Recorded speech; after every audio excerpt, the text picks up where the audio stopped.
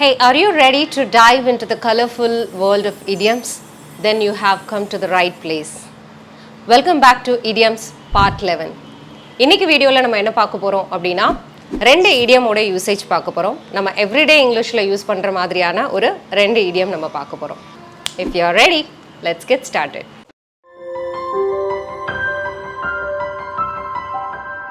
Stop learning, never stop growing,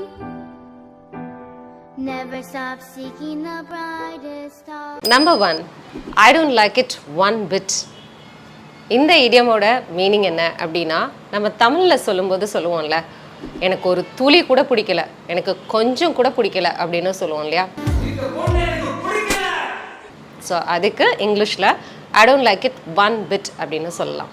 for example, hey to you like this idea அப்படின்னு யாராவது கேட்குறாங்க அப்படின்னா I don't like it one bit அப்படின்னா கொஞ்சம் கூட பிடிக்கல நீயும் உன்னோட ஐடியாவும் அப்படின்னு சொல்லுவோம் இல்லையா. அதுதான் இதோட மீனிங். இதை வச்சு ஒரு சின்ன கான்வர்சேஷன் பார்க்கலாம். Conversation between A and B. A சொல்கிறாரு பி கிட்ட, have you tried the new restaurant in town? ஊரில் புதுசாக வந்திருக்கிற ரெஸ்டாரண்ட்டை நீ ட்ரை பண்ணி பார்த்தியா அப்படின்னு சொல்லி கேட்குறாரு. அதுக்கு பி சொல்கிறாரு, yes I did but I don't like it one bit அப்படின்னு சொல்கிறாரு. ஆமாம் நான் ட்ரை பண்ணேன், பட் எனக்கு துளி கூட பிடிக்கல அப்படின்னு சொல்கிறாரு. Oh really, what didn't you like about it அப்படின்னு கேட்குறாரு. ஓ அப்படியா, உனக்கு என்ன பிடிக்கலாங்க அப்படின்னு சொல்லி கேட்குறாரு.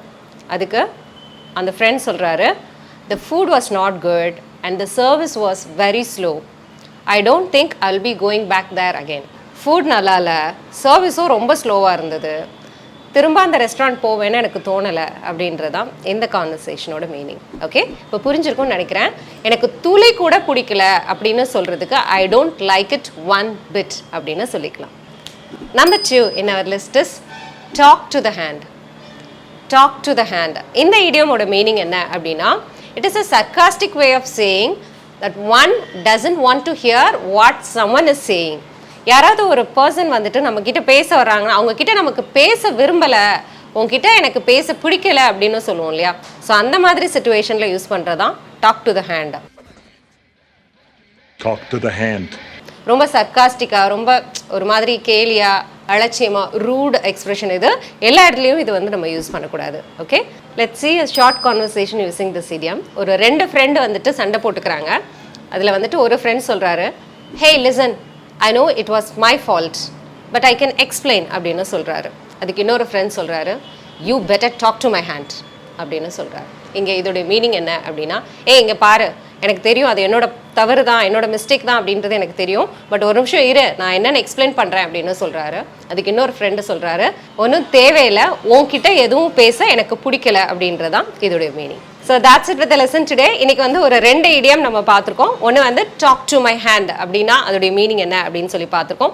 இன்னொன்று கொஞ்சம் கூட எனக்கு பிடிக்கல அப்படின்றத இங்கிலீஷில் எப்படி சொல்கிறது அப்படின்னு பார்த்தோம். I don't like it one bit அப்படின்னு பார்த்தோம்.